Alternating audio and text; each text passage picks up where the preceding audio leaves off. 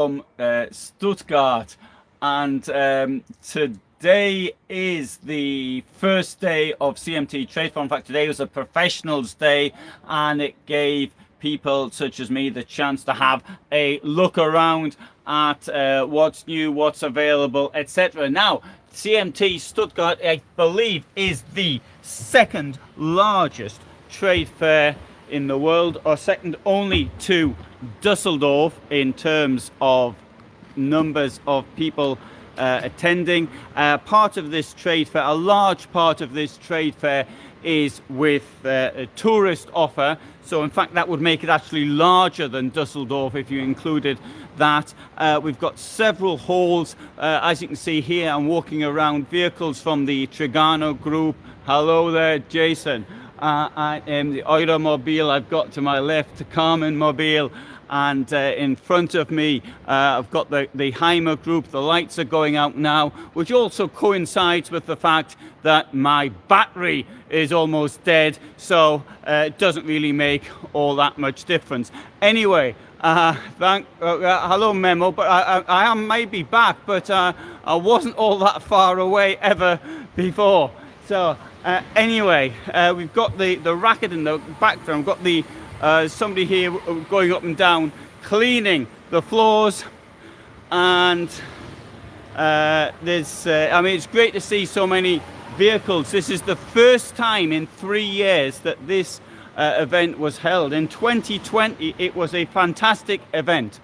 I remember I was sitting in the press room, which is over there somewhere, and I saw on Facebook that there was some disease in China and a hospital had been built in 3 days. That was the first time I heard of COVID, and it's had such major effects, one of which was to stop this event from going ahead for 3 years. Happy New Year to you too, Chris.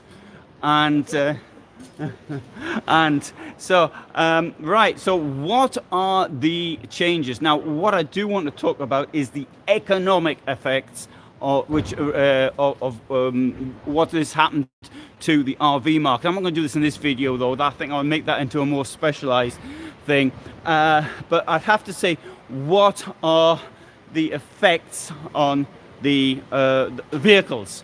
And the biggest and most noticeable effect is the vehicle that's coming into play more often, which is the Ford Transit as a base. And in my opinion, the Ford Transit makes the best base for any vehicle that I've seen. Sorry, for a camper van, this is. I wouldn't say for necessarily for motorhome. There we have behind me, they've got the Citroen, the Peugeot, we've got the Fiat, which are very, very similar. Very similar. But the Ford is different. It's more, it's roomier, it's higher, it's the floor plate is slightly larger, not a lot. So I'm really, oh, hello Annie. Yes, I'm glad to see you. It's been a while. So I think that that is for me the number one change in here. Okay, I will say the second. I said I wasn't going to go too much into economics, but I might have to.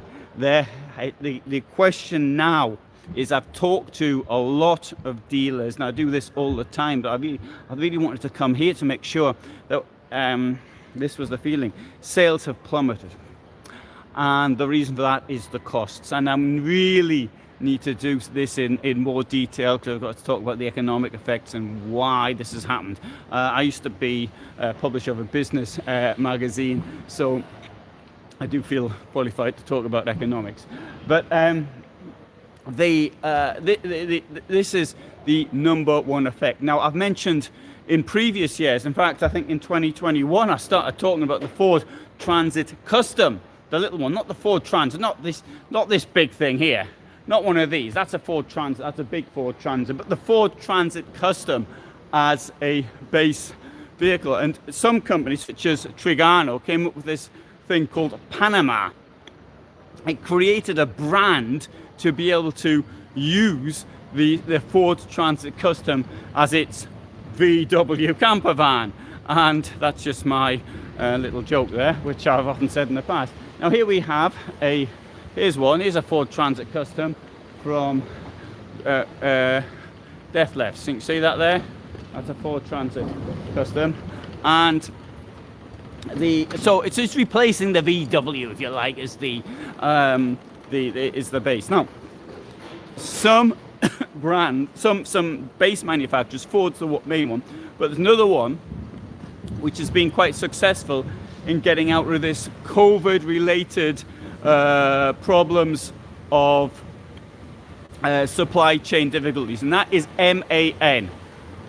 So you see vehicles now which were on a Fiat Ducato, which are now on an MAN base, and this obviously has the effect of putting the price up because the MAN's more expensive than the Fiat Ducato. But for the manufacturer, I would actually argue, and I said I don't want to talk about economics here, but I would argue that because of the difficulties in supply, putting something on a Fiat Ducato would be more expensive. How is that possible? Well, I'll explain it. If you've got to have all the mass of people behind you waiting for a Fiat Ducato to come off a production line, when you can just buy an MAN here and now, that effectively would work out more expensive. Anyway, we'll save that one. We'll save that one for later. There's some really nice vehicles as well, in my opinion. I've got here in Bürstner, I've got campervans on the Ford Transit. Pilot, a company which I don't really never excited me anyway, has come up with a really nice campervan on the Ford basis. Oh, I'm going to show you this as well. Can't show you inside because it's locked up. Behind me, we've got a Laika campervan with a rear lounge.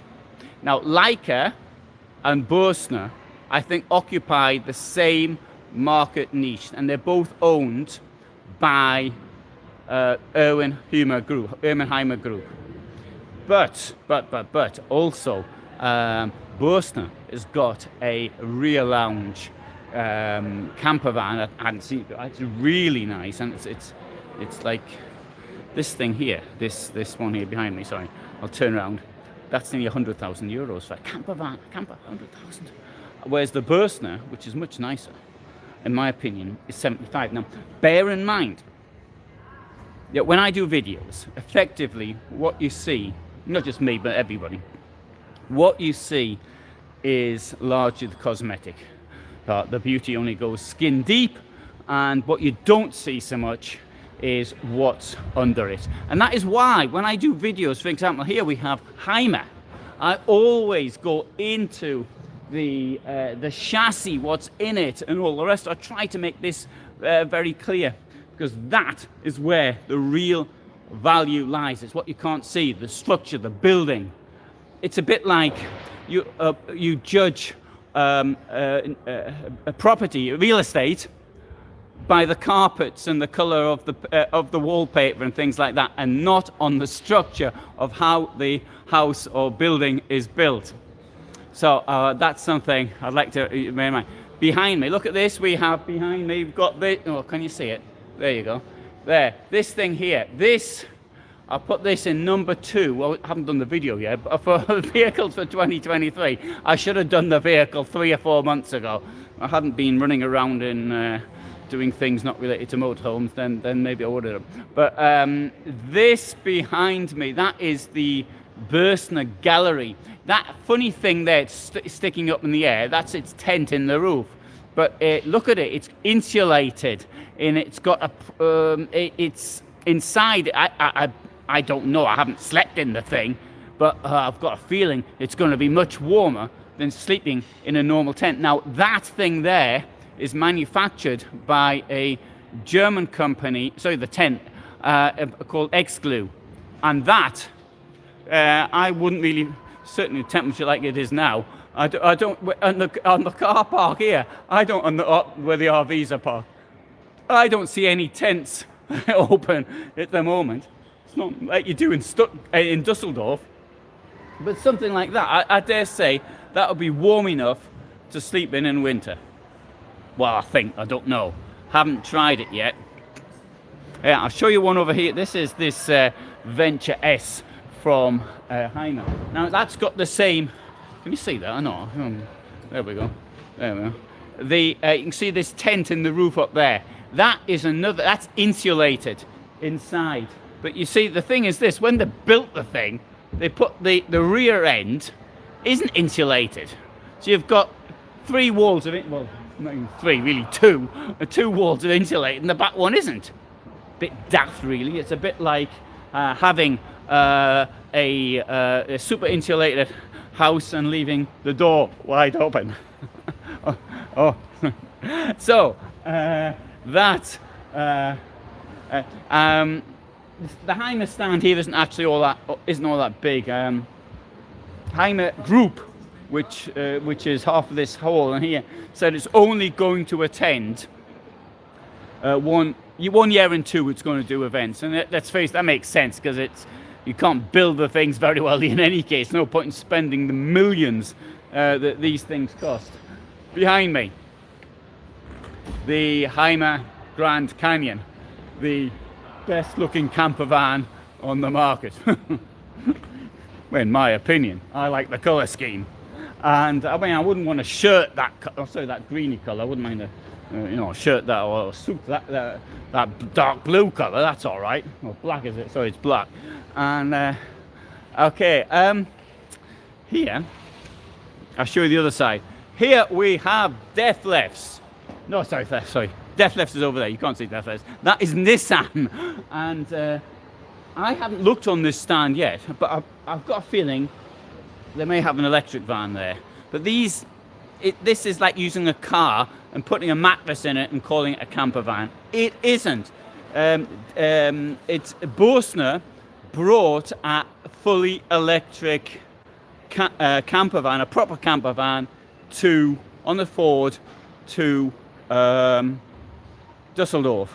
Now the best performing electric delivery vehicle, let's call it that, at present is the Ford Transit.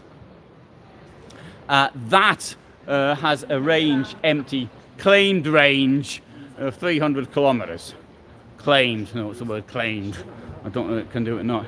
You know, I'm a big believer in electric stuff. I appreciate there's no point in using an electric van if you get your electricity from burning coal. Sort of, you may as well just stick oil in it, so it doesn't make really any difference. Particularly as the oil is far more efficient. Another thing with electric is you're never going to get your heating. You're still going to have to heat via gas or diesel or something like that, or get a wood burner inside your vehicle. It's not going to work in any other way.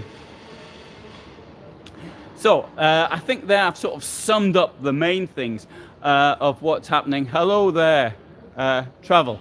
And so they're the main things happening at the moment.